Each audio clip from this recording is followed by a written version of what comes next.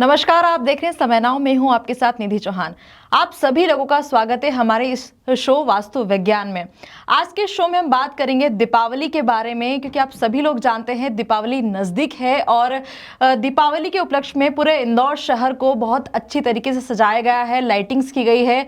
और बात करें कुछ और लोगों की, तो जो जिन लोगों को हॉस्पिटल्स होते हैं, शोरूम्स होते हैं या मॉल्स वगैरह होते हैं, सभी चीज़ें लाइटिंग से सजा दी गई है, क्योंकि हर कोई चाहता है दीपावली का त्यौहार बहुत ही अच्छी तरीके से मनाए और इस दीपावली के त्यौहार में माता लक्ष्मी की कृपा उन पर हमेशा बनी रहे।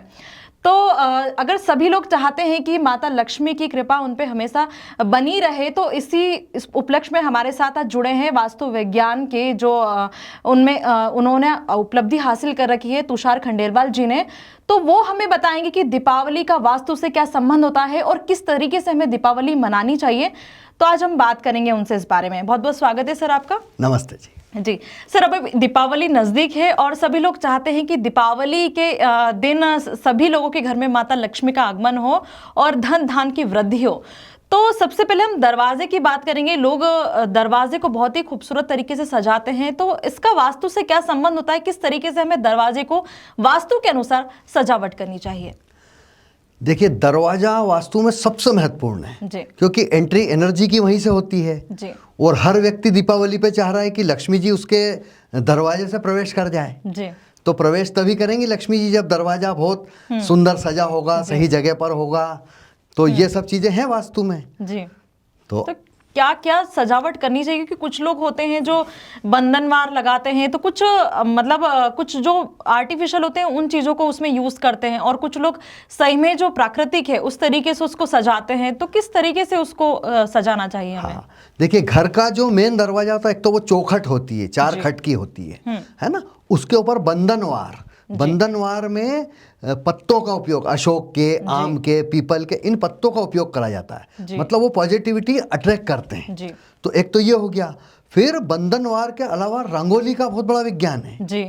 रंगोली से सजाया जाता है। अब आज के समय में लोग उसकी जगह स्टिकर ला के चिपका रहे हैं जी। उससे लक्ष्मी जी अट्रैक्ट नहीं होंगी। अच्छा। अब लक्ष्मी जी अट्रैक्ट करने का मतलब है पॉजिटिव एनर्जी हो जी। काम तो हमें ही करना होगा।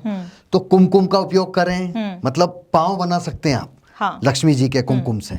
और रंगोली में कलर का बहुत ध्यान रखना है जी। किस दिशा में हमारा दरवाजा है, अच्छा, उसके हिसाब से रंग का उपयोग करना है। लेकिन रंगोली में तो आपने देखा है कि जो भी लोग होते हैं सभी तरह के कलर्स यूज करते हैं, क्योंकि रंगोली इसलिए बनाई जाती है ताकि सारे कलर्स उसमें हो और वो काफी सुंदर लगे। बहुत अच्छा प्रश्न है आपका। सारे रंगों का अपना बहुत महत्व है। तो जब भी एक रंगोली बनेगी तो उसमें बहुत सारे कलरों का उपयोग होगा, लेकिन जिसका परसेंटेज ज्यादा होगा वो हमें ये ध्यान रखना है कि किस दिशा का हमारा दरवाजा है। मान लीजिए दक्षिण या पूर्व दिशा का दरवाजा है, तो सूर्य और मंगल की जगह है, तो वहां पर हमें लाल, ऑरेंज और पीला ये कलर होगा तो ज्यादा पॉजिटिविटी आएगी। भूल कर भी उसमें नीले की अधिकता नहीं होना चाहिए। नीला शनि का है जी। तो वो रिवर्स हो जाएगा जी। इसी प्रकार से यदि पश्चिम मुखी दरवाजा है हमारा जी। तो वहां पर नीला कलर का ज्यादा उपयोग करें, वहां पर लाल, ऑरेंज और पीला ये कम कर दें, परसेंटेज कम ज्यादा कर दें, तो पूरा फायदा मिलेगा। ये जो आपने बात बताई तो शायद ही कुछ लोगों को पता होगी कि जो रंगोली वो भी दिशा के हिसाब से हमें बनानी चाहिए जी। तो हमने रंगोली की तो बात कर ली, लेकिन आपको पता है कि लाइटिंग्स का सबसे ज़्यादा महत्व होता है। लोग अपने घर में अभी से लाइटिंग्स लगाना शुरू कर दी है। तो कुछ लोगों को रहता है कि लाइटिंग्स तो लगाते, लेकिन एक अभी आर्टिफिशियल दिए भी चले हैं जो इलेक्ट्रिसिटी से चलते हैं। और पुराने समय में ऐसा होता था कि मिट्टी के दिए का ही उपयोग किया जाता था, उसी से पूरे घर को सजाया जाता था।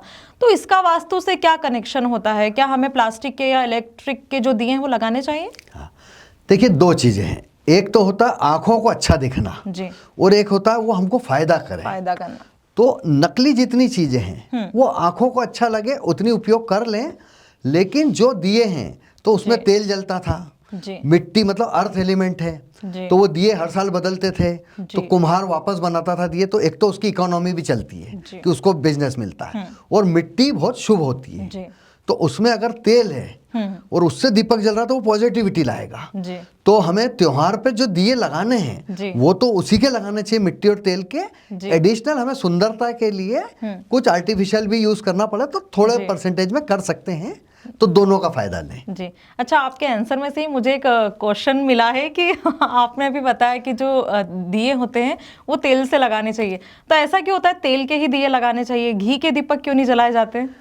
घी के दीपक हम पूजा स्थान में जलाएं जी। जहाँ देवता साक्षात सामने हैं, जी जहाँ पर मतलब हमारे मंदिर में या पूजा स्थान में ईश्वर हैं, वहाँ पर घी का लगा दें। और बाहर जो दीपावली में सजाते हैं वहाँ तेल ही ठीक है। जी जी। लेकिन फिर भी घी का ज्यादा महत्व होता है, कहते हैं उससे ज्यादा सकारात्मक ऊर्जाएं निकलती हैं। नहीं, दोनों का तेल भी, जैसे तिल्ली का तेल है, सरसों जी। का, सबकी अपनी अपनी क्वालिटियाँ हैं जी और घी की अपनी क्वालिटी है। जी तो घी का अंदर पूजा स्थान में और बाहर हमें तेल का दीपक लगाना है। जी।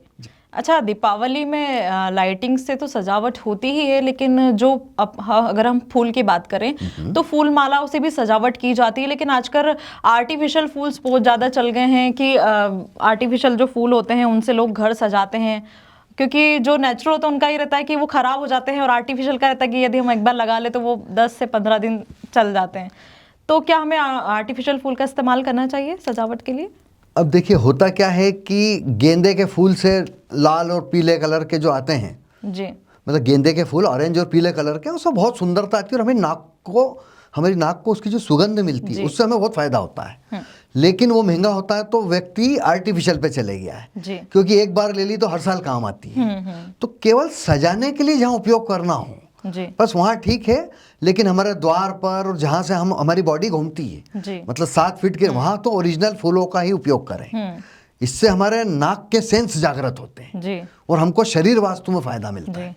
लेकिन आपने अभी थोड़ी देर पहले बताया कि दिशा के हिसाब से कलर का उपयोग करना चाहिए, और फूल तो एक ही कलर के होते हैं, ऑरेंज कलर के जो होते हैं जी। तो वो तो वही इस्तेमाल होते हैं सभी जगह, तो क्या उसका उपयोग में कुछ? इसमें कलर थेरेपी की बात करेंगे तो जरूर वो ऑरेंज और पीला थोड़ी सी दिक्कत देगा, लेकिन सुगंध की बात करें जी तो हम सुगंध के विषय से देख रहे हैं तो वो बहुत अच्छे हैं गेंदे के फूल। जी। जी। और क्या खास होता है वास्तु में जो दीपावली पे हमें करना चाहिए? देखिए, हमको इसको सजाना है पूरे घर को, तो ये ऐसा नहीं है कि दीपावली हमको ये संदेश दे रही है कि घर को हमेशा सजा के रखें, साफ सुथरा रखें तो पॉजिटिविटी आएगी। जी। मतलब हम लक्ष्मी जी को उस 5 दिन ले आए और फिर चली जाए तो भी ठीक नहीं लगेगा। बिल्कुल। तो सफाई का संदेश तो दीपावली देती ही है। जी तुलसा जी का भी बहुत महत्व है ना? तो तुलसा जी में हमें दीपक लगाना चाहिए। तो हमारा जो घर का डोर होता है जी उससे अगर 5 फीट से दूर पे हम तुलसा जी को रखेंगे जी। तो वो भी पॉजिटिविटी देगा। जी। तो तुलसा जी में दीपक जलाएं तो ये हमको पॉजिटिविटी देगा। अच्छा, दीपावली और किस तरीके से मनानी चाहिए, इसका कोई मैसेज जो आप हमारे दर्शकों को देना चाहते हैं? दीपावली एक ऐसा त्योहार है, ऐसा उत्सव है जो हमारे जिंदगी में पूरी पॉजिटिविटी भर देता है। तो मेरा कहना है, आप उस त्योहार को जुआ सट्टा न खेलें, उसको आप त्योहार की तरह, मतलब धनतेरस पे आप बाजार में निकलिए, सामान खरीदिए, फिर उसके बाद में हमको मिलेगा क्या, हमारी हेल्थ के लिए धन्वंतरी जी का जो दिन आएगा उस दिन हेल्थ का संदेश देता है।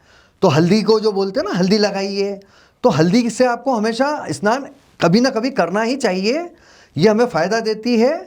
और आप हमेशा हर चीज़ को लाने के पहले सोचिए कि वो कोई तस्वीर ला रहे हैं तो वो अधूरी तो नहीं है, टूटी फूटी तो नहीं है, वो नेगेटिविटी देती है।